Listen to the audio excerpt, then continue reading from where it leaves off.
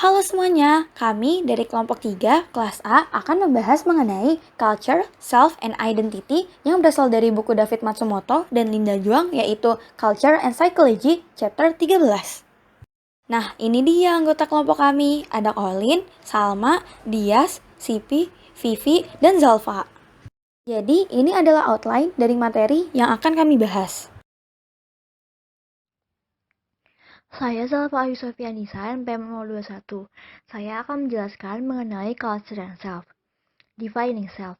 Self-concept adalah representasi kognitif diri sendiri, yaitu ide atau gambar yang dimiliki seseorang tentang diri sendiri dan caranya, serta mengapa seseorang tersebut dapat berperilaku. Sedangkan self adalah konstruksi psikologis yang dibuat seseorang untuk membantu diri mereka memahami diri mereka sendiri dan dunia mereka dengan lebih baik. Untuk mendeskripsikan mengenai diri kita sendiri, kita biasanya dapat menggunakan satu kata sebagai label deskriptif. Contohnya pesimis, optimis, ramah, dan lain-lain. Label deskriptif ini biasanya menyeratkan bahwa kita memiliki suatu atribut dalam diri kita yang meliputi terhadap kemampuan, sikap, minat, tindakan, perasaan, pikiran, rencana, dan lain-lain. Contohnya, jika seseorang menggambarkan dirinya sebagai ramah, kita tahu bahwa konsep dirinya berakar pada keyakinan yang kaya dan kontekstual tentang tindakan, pikiran, perasaan, motif, dan rencana yang berkaitan dengan ramah. Nah, konsep ramah ini bisa saja menjadi pusat self-definition dari orang tersebut. Selanjutnya, saya akan menjelaskan mengenai dari mana self-concept ini berasal.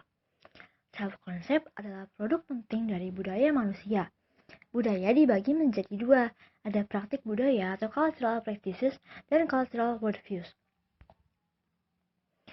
Praktik budaya merujuk pada aspek-aspek yang diskrit, dapat diamati, objektif, dan perilaku dari aktivitas manusia, di mana orang terlibat atau terkait dengan budaya. Praktik budaya mengacu pada tindakan yang berlaku dalam suatu budaya. Cultural worldviews adalah sistem kepercayaan tentang budaya seseorang. Cultural worldviews ini merupakan generalisasi kognitif tentang bagaimana semestinya budaya seseorang, terlepas dari apakah yang digambarkan tersebut benar atau tidak. Cultural worldviews ini adalah produk dari beberapa kemampuan manusia yang unik. Nah, self-concept merupakan contoh dari cultural worldviews.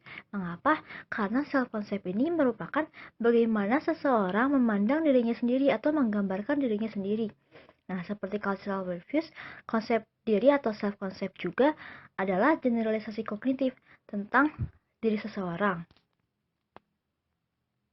Perkenalkan, nama saya Salma Pauzia, NPM 13. Bahasan materi yang akan saya sampaikan adalah mengenai kultur, self-esteem, and self-enhancement. What are these and where do they come from? Self-esteem mengacu pada evaluasi kognitif dan afektif yang kita buat tentang diri kita sendiri. Self-esteem mengacu pada bagaimana kita mengevaluasi diri kita sendiri dalam pandangan dunia budaya kita. Sedangkan self-enhancement mengacu pada kumpulan proses psikologis yang dengannya kita meningkatkan self-esteem. Salah satu teori asal-usul self-esteem yang paling populer adalah terror management theory. Teori ini menyebutkan bahwa karena manusia mempunyai kemampuan kognitif yang unik, kita menjadi sadar dengan fakta bahwa kelak kita akan mati dan takut pada kematian yang tidak terhindarkan tersebut. Jadi, self-esteem di sini merupakan fenomena psikologis yang diciptakan sebagai buffer terhadap teror kematian tersebut. Bahasan materi selanjutnya adalah mengenai self-enhancement universal or culture specific. Penelitian antar budaya terbaru pada self-esteem melaporkan bahwa orang pada budaya individualis, contohnya Amerika, mempunyai nilai self-esteem yang lebih tinggi dibandingkan dengan budaya kolektivisme, contohnya Asia. Faktanya, studi awal menunjukkan bahwa orang Asia tidak hanya tidak melakukan self-enhance, tetapi kebalikannya, mereka lebih cenderung melakukan self-efface. Self-effacement sendiri didefinisikan sebagai kecenderungan mengabaikan kebajikan orang lain. Biasanya, orang dengan self-efface, mereka lebih kritis terhadap diri mereka sendiri dan lebih terbiasa dengan evaluasi diri yang negatif daripada yang positif, baik di lingkungan pribadi maupun publik. Argumen lain mengenai perbedaan self-enhancement adalah better than average effect. Menurut hasil penelitian Wiley, orang dewasa di Amerika biasanya menyadari kalau diri mereka lebih baik daripada orang lain.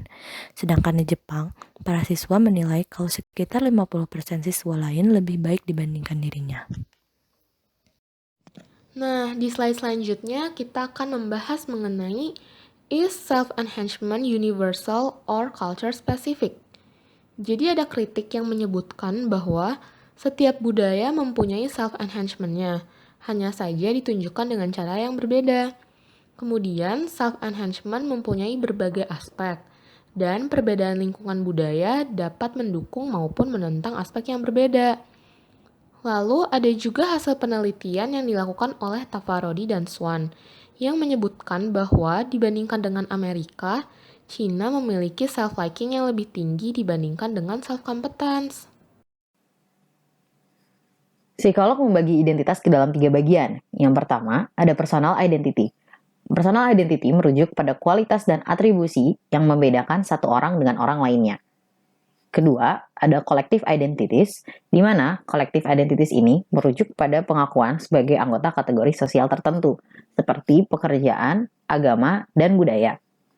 Yang ketiga, relational identities, yang merujuk pada kualitas diri sendiri dalam menjalin relasi dengan orang lain. Sekarang kami akan menunjukkan contoh dari fenomena mengenai budaya dan identitas di masyarakat Indonesia. Contoh yang kami ambil adalah dari suku Batak.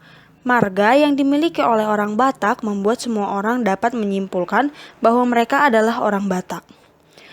Ini dikarenakan setiap orang Batak pada umumnya diwajibkan untuk meneruskan marga dari orang tua laki-laki mereka sebagai penanda dari nama keluarga mereka. Dan kemudian suku Batak memiliki tradisi pernikahan, bahwa seseorang yang akan menikah harus memiliki pasangan calon yang berasal dari marga berbeda. Bila seorang suku Batak ingin menikahi orang dari luar suku Batak, maka pasangan yang berasal dari luar suku Batak tersebut harus diadopsi terlebih dahulu oleh salah satu marga Batak yang berbeda. Mengapa demikian? Karena dalam suku Batak, marga yang sama dianggap sebagai saudara. Dan jika dia mengambil pasangan dari luar suku Batak, maka suku tersebut harus juga mengambil marga yang dianggap sebagai pasangan dari marganya tersebut. Selanjutnya adalah culture and attributions. Atribusi adalah kesimpulan yang dibuat seseorang mengenai sebab terjadinya suatu peristiwa, dirinya sendiri, dan perilaku orang lain. Atribusi merujuk pada cara kita memahami lingkungan sekitar dan perilaku orang lain. Manusia memiliki kemampuan kognitif unik yang mengizinkan kita untuk membuat kebudayaan manusia.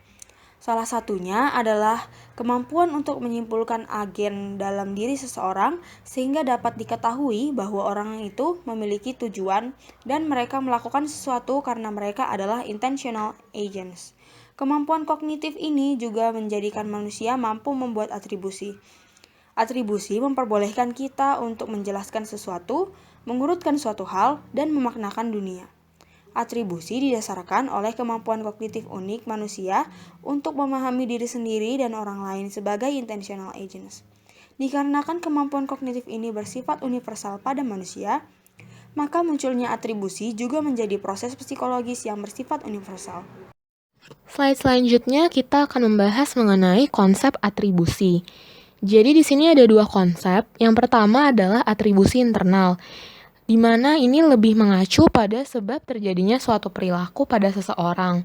Kemudian sering disebut juga dengan atribusi disposisional karena merupakan atribusi terhadap disposisi seseorang. Lalu yang kedua ada atribusi eksternal yang merujuk pada penyebab suatu perilaku di luar seseorang, seperti orang lain, alam, atau kekuatan Tuhan. Kemudian sering disebut dengan disposisi situasional. Sekian pembahasan materi dari kami, semoga bermanfaat.